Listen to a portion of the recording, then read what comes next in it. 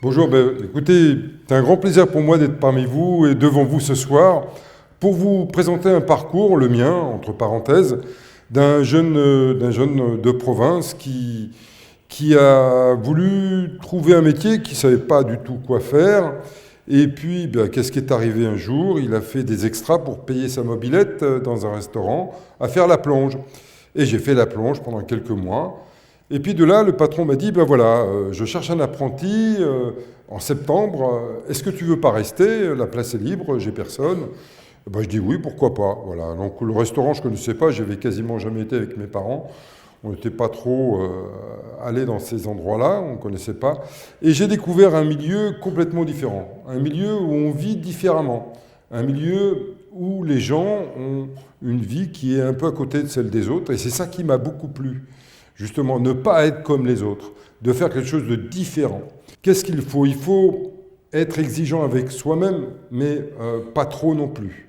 Il faut vraiment être persuadé qu'on veut réussir quelque chose. Il faut être persuadé qu'on va oser faire des défis. Et ça, c'est important quand on est très jeune. Il ne faut pas écouter ceux qui veulent rester pantouflards et autres, c'est pas bon. Il faut vraiment oser y aller. Et surtout, respecter les gens autour de soi. Ça a été les trois choses fondamentales que j'ai eues quand j'ai été jeune et qui m'ont permis d'évoluer, qui m'ont permis de gravir les échelons. Après mon apprentissage, j'ai été au Carlton de Cannes. Alors, bien sûr, quand vous arrivez de province, vous allez à Cannes, où il y a ce festival du film et tout, c'est le jour et la nuit, bien sûr, dans une grande entreprise où il y avait 60 personnes dans le service de cuisine. Donc, moi, on travaillait à 3 ou 4, c'était complètement différent. Je m'ennuyais un petit peu parce que je travaillais moins qu'avant. J'avais l'impression de travailler un peu moins qu'avant, mais très structuré, très organisé. Deuxième commis, premier commis, chef de parti, sous-chef, comme à l'armée, voilà, très organisé. Il fallait marcher au pas, voilà, c'était comme ça. J'ai appris énormément de choses avec des gens qui avaient 40 ans de carrière. Je me rappelle, j'avais des chefs de parti qui, avec moi, avaient plus de 60 ans, 65 ans pour certains, qui avaient connu, alors j'étais en 69, qui avaient connu la guerre. Voilà. Donc, vous voyez, c'était un autre, avec des méthodes de sécurité, avec des méthodes de peut-être qu'on va manquer demain. Vous voyez, un autre horizon, d'autres gens. Et puis des jeunes qui arrivaient toute la France pour faire cette saison au Carlton de Cannes. C'était quand même un très bel établissement où j'ai passé 5 années. 5 années merveilleuses. Mais j'avais un petit problème. Je vous ai dit, dyslexie, difficulté d'apprendre à l'école. Je ne savais pas très bien lire et pas très bien écrire. Donc à 20 ans, j'ai repris l'école. J'ai repris l'école, des cours de français et de mathématiques, pour me remettre à niveau. Pas pour avoir bac plus 2 ou 4, c'était complètement illusoire tout ça. Mais au moins de bien savoir écrire et lire, ça c'était important. Et je l'ai fait. C'est pas facile, croyez-moi, c'est très dur. Et puis, dans cette ville de Cannes, avec Nice à côté, avec beaucoup de gens très importants dans la profession, des grands chefs sur la Côte d'Azur, il y avait aussi des concours, la cuisine artistique. La cuisine artistique, c'est des thèmes qui vous sont demandés et vous faites des prouesses avec des présentations. Là, vous voyez, il y a un plat en bas, une volaille verte. Alors, la chlorophylle, c'est sur la vie d'Escoffier, donc il y a des petits médaillons en fil de truffe. Et ce plat m'a demandé environ 500 heures de travail. C'est des défis que vous mettez sur la tête, vous dire, mais est-ce que je vais être capable de faire ça? Est-ce que j'aurai la force d'aller jusqu'au bout? Alors, quand on veut faire de la compétition professionnelle ou sportive, qu'est-ce qu'il faut faire? Il ne faut pas fumer, il ne faut pas boire, il faut prendre soin de son corps, il faut être très résistant. Donc il faut déjà être bien dans son corps et puis après, bien être dans sa tête. Parce que dans sa tête, le mental, le moral, c'est vraiment primordial. C'est 40-50% de réussite. Donc tout ça a fait que j'ai fait beaucoup d'expositions, de plats d'exposition, des sculptures, des grandes pièces en glace également, qui me passionnaient aussi. Et du Carlton, je suis allé à Paris, parce que j'étais au compagnonnage, j'étais reçu compagnon, j'avais 25 ans. Et à Paris, je suis arrivé à l'Intercontinental, une boîte américaine, c'était les hôtels de la Paname à l'époque. Et donc, en 76, on faisait déjà les ratios, les flux de cost, les choses comme ça, choses qu'on ne connaissait pas du tout dans la restauration et dans les services de cuisine. On était très loin de ça. La gestion pure et dure, simple, voilà. Je l'ai appris très tôt, et ça m'a beaucoup avantagé. Ça m'a permis de devenir cadre très jeune, parce que j'ai su gérer des services, des achats, des organisations très jeunes, et ça m'a donné le bénéfice de pouvoir avoir des postes de cadre assez jeunes également. Je faisais toujours des plats d'exposition, ça m'a pris 20 ans de ma vie, la cuisine artistique. Entre les plats pour les expos, les pièces en beurre, les éléphants presque à taille réelle pour des grandes sociétés, enfin, les logos d'entreprise, voilà, un tas de choses énormes où on faisait des pièces particulières. Et là, mon travail, c'était de faire ces pièces pour l'événementiel, tout simplement. J'en ai fait beaucoup et ça m'a fait connaître le circuit, si vous voulez, des concours d'exposition a fait que j'ai rencontré des gens que je n'aurais peut-être jamais connus si je n'avais pas fait de compétition professionnelle. Et ces gens-là, eh bien, ils m'ont repéré. J'ai même, quand j'étais au Grand Palais en 80, j'avais gagné un concours. Le président de tous les concours, qui était Guy Leguet, qui était le chef du doyen à l'époque, m'a dit, ben voilà, vous allez venir avec moi dans mon nouvelle équipe, parce que je vais faire une nouvelle équipe, mais je ne peux pas vous dire où. Bon, vous savez, quand vous avez 25 ans, c'est pas grave ce soit. Alors je lui dis, c'est en France? Il dit, oui, c'est en France, bon, pas de problème. Et puis j'apprends dans les journaux, quelques jours après, que c'était à l'hôtel Ritz. Ils reprenaient les rênes de l'hôtel Ritz qui avaient changé de propriétaire. Et puis j'ai dit au chef, écoutez, j'arrive de la Côte d'Azur, j'ai plein de copains encore là-bas, qu'est-ce que je veux? S'y retourner, parce que j'aime beaucoup ce pays. C'est vrai que c'est un pays merveilleux. On prend des habitudes. Alors c'est vrai qu'il ne faut pas rester trop pantouflard, hein, qu'on a un peu trop d'habitudes et bon, on n'ose pas trop faire les choses. On ose moins, et ça, c'est pas bon. Donc, il me dit, il n'y a pas de problème. Et puis, je suis resté 32 ans dans cette entreprise. Je suis devenu chef de cuisine, bien sûr, avec quelques années après. J'ai passé mon concours de meilleur houiller de France. Et j'étais toujours dans le compagnonnage où je faisais, bien sûr, des actions pour les jeunes, ceux qui arrivaient à Paris, etc. Donc, oui, c'était une belle carrière. Mais, si vous voulez, ce qui a motivé ma carrière, ce qui a motivé absolument tout ce que j'ai pu faire, c'est les gens autour de moi. Avoir des gens qui travaillent autour de vous, qui ne profitent pas de vous, mais qui font vraiment cœur avec vous. C'est important. On ne réussit pas tout seul. Il faut avoir des gens autour de soi, des gens qui vous aiment bien, des gens qui ont des capacités, des gens qui vont vous aider pour des détails, des petites choses, mais qui vont vous faire gagner du temps. Des gens avec qui vous pouvez parler, vous pouvez dire vos états d'âme, etc. Ça, c'est vraiment très important. Donc on ne réussit pas tout seul dans la vie, il faut avoir des gens autour de soi qu'on estime, qu'on respecte, pour différentes raisons. Des gens vont vous apporter des techniques de travail, d'autres une très grande amitié, d'autres vont être un secours quand vous avez des difficultés personnelles, etc. etc. C'est important d'avoir du monde autour de soi. Et c'est pour ça que dans tous les services où j'ai travaillé, j'ai voulu toujours l'esprit d'équipe. C'est extrêmement important. Au Ritz, on respectait les gens. On travaillait beaucoup. S'il y avait une commande ou quelque chose de dernière minute où il fallait travailler peut-être toute la nuit, je demandais à quelques-uns, ils disaient oui tout le temps. Parce qu'ils savaient qu'ils ne le faisaient pas pour rien, ils savaient qu'on les respectait et ils le faisaient par amitié pour nous également. Et ça, c'est important dans le travail. Partager sa vie, la vie dans le travail, vous y passez peut-être le plus long moment de votre vie. Alors, autant que ça se passe bien. Alors, je sais qu'il y a des chefs qui ne sont pas très élégants, hein, sont un peu coléreux et autres. Non, c'est pas bon.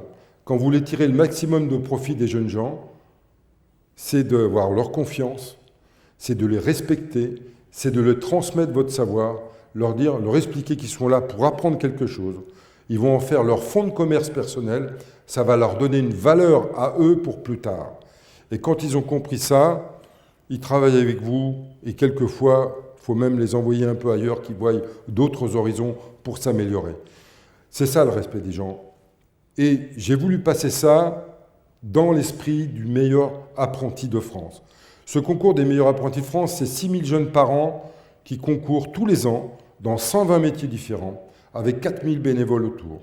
Et ces jeunes-là, ils commencent la compétition professionnelle. C'est des jeunes de moins de 21 ans qui ont commencé leur formation des fois à 15-16 ans et qui vont se lancer dans un concours. Et c'est là que c'est important pour leur vie professionnelle, c'est de commencer la compétition très jeune. Et de là, quand vous avez des meilleurs apprentis de France, c'est-à-dire des jeunes qui ont été triés déjà par département, région et national, vous savez que c'est des gens qui ont une mentalité particulière, qui veulent réussir. 87% de ces jeunes-là veulent créer leur entreprise aujourd'hui. Donc vous voyez, on dit les jeunes, machin et autres, moi je veux bien, mais moi j'en connais plein, ils sont super bons. Et ça dans plein de milieux différents. Alors qu'on parle des bons, ça serait bien, et puis que les brûleurs de voitures, qu'on les oublie. Ça ne va pas nous manquer. Je vais vous donner un exemple. J'ai le petit Moussa que vous voyez sur la photo, un jeune émigré qui est arrivé en France il y a 3 ans, parlait pas le français. Il est venu dans différents pays d'Afrique, et après l'Espagne, la France après. C'était un jeune garçon recueilli par la Croix-Rouge. Il a été en formation d'apprentissage. Son rêve, c'était d'être footballeur. Mais c'est difficile d'arriver footballeur à Paris quand on est étranger, sans papier et autres. C'est pas facile. Donc on lui a proposé une formation de primeur. Primeur, vous savez, c'est ceux qui font les belles corbeilles de fruits, les préparations de fruits, et les corbeilles, etc. Et il a apprécié ce métier. Et son maître d'apprentissage, que vous voyez sur la photo, M. Fabre, l'a inscrit au concours meilleur apprenti de France. Il est devenu meilleur apprenti de France. Grâce à cela, il a eu ses papiers, parce que quand on a des jeunes qui réussissent en France, je pense qu'il faut mieux les garder que les envoyer ailleurs. Et je pense que ça, c'est une leçon d'intégration extraordinaire. Donc on a plein de jeunes, et ce n'est pas un cas isolé, j'en ai environ une dizaine par an, dans plein de métiers différents. Donc, c'est la transmission du savoir qui est importante chez quelqu'un. Et on se doit, quand on est un bon professionnel, on se doit de transmettre son savoir. C'est vraiment très, très important. On n'a pas une belle vie professionnelle si on n'a pas su donner ce qu'on a reçu, ce que vous donnez à ce jeune, qui lui-même va rajouter ce qu'il va apprendre avec d'autres, et ainsi de suite. C'est-à-dire qu'on a un complément de formation qui se fait avec les générations qui suivent, et ça c'est important, parce que ce que vous avez appris, ce que vous avez transmis, il y a forcément des centaines de personnes qui vont le refaire derrière vous, et ce que vous avez trouvé, parce qu'on trouve des fois des méthodes, certains styles de travail, eh bien c'est pas perdu, ça sert à quelque chose, ça sert à bâtir l'avenir professionnel et l'avenir de nos métiers. Voilà un peu la vie que l'on peut avoir dans une profession. Alors, dans la vie, il faut oser, c'est important. Il faut prendre sur soi beaucoup de choses. Je ne pense pas qu'il faut se donner toujours corps et âme au triste des bénéfices de se détruire. Il faut garder quand même une partie où on doit être un homme ou une femme comme tout le monde, mais avoir cette possibilité de dire « je veux réussir quelque chose ». Tous les gens qui ont réussi, c'est parce qu'ils ont travaillé beaucoup. On ne réussit pas si on ne travaille pas. On ne réussit pas si on ne passe pas beaucoup de temps, des fois dans sa tête, à réfléchir, à travailler, pour construire quelque chose. Quand on a une idée, il faut aller jusqu'au bout. Il ne faut pas s'arrêter en honte. Il ne faut pas rester pantouflard. Parce que vos rêves que vous avez eus, si vous ne les faites pas, vous allez arriver à un âge où vous ne pourrez plus le faire et vous allez regretter toute votre vie que vous avez raté quelque chose. Et ça, je crois, c'est ce qu'il y a de plus triste dans une vie. Alors, le conseil qu'on peut vous donner, osez tous vos rêves. Allez à fond dans ce que vous voulez faire. N'écoutez pas ceux qui veulent vous ralentir. Ceux qui le font, qui veulent vous ralentir, c'est parce qu'ils sont peut-être jaloux de l'idée que vous avez eue et qu'eux ne l'ont pas eue, tout simplement. Donc, il faut foncer. Il faut trouver tous les moyens pour réussir. Faites-vous des relations, choisissez vos relations. Essayez de trouver des gens qui ont des compétences, des gens qui vont vous apporter de la confiance, de la connaissance. Ça, c'est vraiment important. Et quand on ose toute sa vie, on réussit forcément. Tous les gens, tous les grands chefs que j'ai connus, que je connais encore, qui ont réussi, ce n'est pas forcément des jeunes gens de la haute bourgeoisie. C'est souvent des jeunes gens qui ont eu des difficultés enfants. Ils sont arrivés dans ce métier parce qu'il y avait une place. Voilà. Ce n'est pas forcément par rêve d'enfant, quelques-uns, mais très peu. Mais c'est parce qu'ils ont trouvé une force en eux pour aller jusqu'au bout de leurs rêves. Et ça, c'est la chose importante à faire dans sa vie.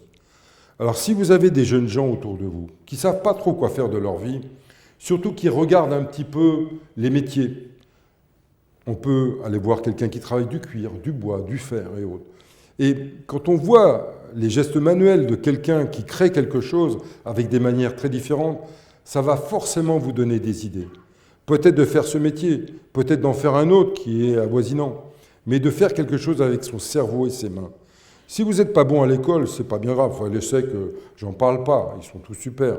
Mais ceux qui ont des difficultés à l'école, on a toute la vie pour apprendre.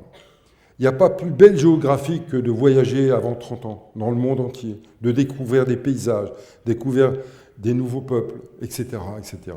Et ça, c'est votre culture personnelle. On va à l'école de telle année de naissance à telle année. Non, c'est pas vrai. Vous avez toute la vie pour aller à l'école.